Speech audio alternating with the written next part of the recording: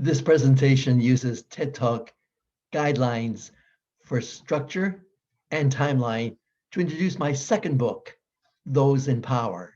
And with that said, I share my insights and perspective. It's my first day in residence at the seminary.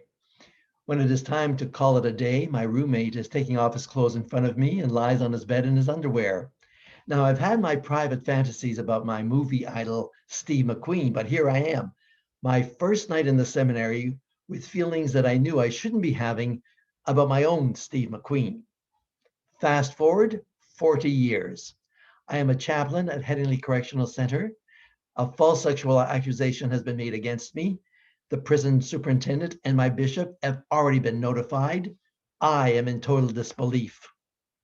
I was guilty by accusation. With no appeal process, my fate was sealed. To challenge any of those in power, those men who wear the pointed hat called a mitre, would be to go against the hand that feeds you. It would be unthinkable for a priest to take such action, especially when the rehabilitation evaluation made it clear that I could no longer keep my secret that I was gay and unwilling to live a celibate life. The church has an idealized image of itself as Mother Church, a compassionate, nurturing, and caring institution with values of faith, hope, and charity. However, I have experienced its dark side, its addiction to power and control towards its victimized groups, particularly homosexuals seeking inclusivity and women seeking equality.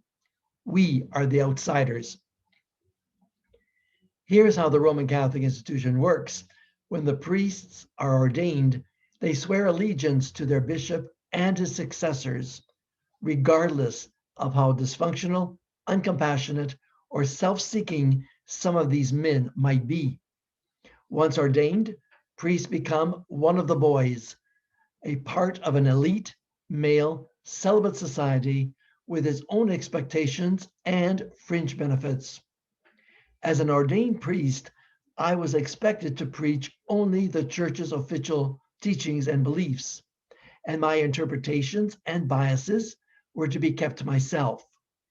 Although I was encouraged to pose questions and to be analytical during my studies, once ordained, I was to stick to the party line. Bishops feel they are in power by the will of God, and therefore they are in the right. They want to be respected and obeyed. They believe society and our culture is immoral and that it is their responsibility and divine right to remind us of what God wants us to do. They say, trust us, give us the benefit of the doubt. But their policy of hushing things up is consistent with their secretive, authoritarian way of handling things. I was often reminded by the bishop that I was co-equal, a co-worker, and that we needed each other. But the reality is that priests are employees of an institution that is also a corporation. And the bottom line is that the relationship is dominated and abused by those men in power and control. Moreover, that abuse of power is an addiction. In an abusive domestic relationship, there is an abuser and a victim who is also the enabler. In my experience as a priest in the church, the bishop was the abuser and the priest was being abused and enabled that abuse. This analogy has helped me understand the political reality of the Catholic institution, its state of denial, and therefore its unwillingness to change. At the time, I lived with abuse in the priesthood. I couldn't find words to articulate my experience. Since then, I have learned and understand the language used to identify and define what I was experiencing. Abuse is when one person uses fear to control another. By keeping me afraid, the bishop was in a position of power over me. This was relatively easy for him to do, as there were pre-existing power differences that could be exploited, such as being forced to go for counseling, being reprimanded, having to move to another parish, and when all these tactics failed, being forced to go to an institution for rehabilitation. Some words that best describe my priesthood years are submission, guilt, obedience, self-denial, and shame. I know what it feels like to go through experiences without a language to express feelings and emotions, to be treated as an object, programmed to obey and not to question, to be labeled as disobedient, and to feel guilty for not fitting in. I realize that those who knew me as a priest will wonder how I can say that my entire priesthood was lived in abuse. I was surrounded by loving and caring people, both laity and clergy. I was given every opportunity for education, retreats, and clergy support. I had comfortable living accommodations, along with clerical staff and ladies' groups that offered to help me maintain my residences. In difficult times, I was offered time out with holidays, medical treatments, counseling, and retreats, and permission to start projects that interested me. These indulgences reinforced my sense of responsibility to the church and kept me codependent. They overshadowed any doubt that they truly cared about me as a person. So, where was the abuse?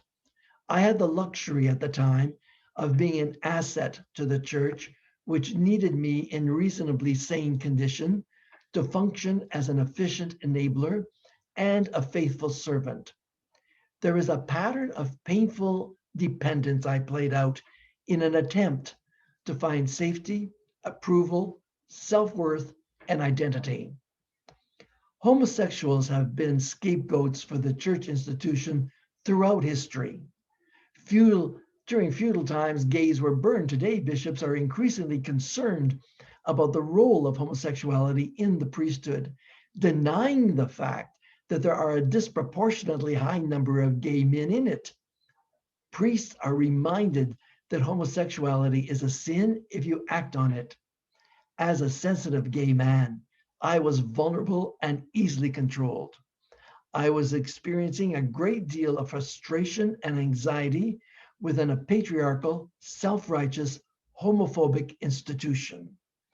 I didn't have any exterior resources that could help me, other than the psychologist who merely verified that I was not happy and needed to do something about it.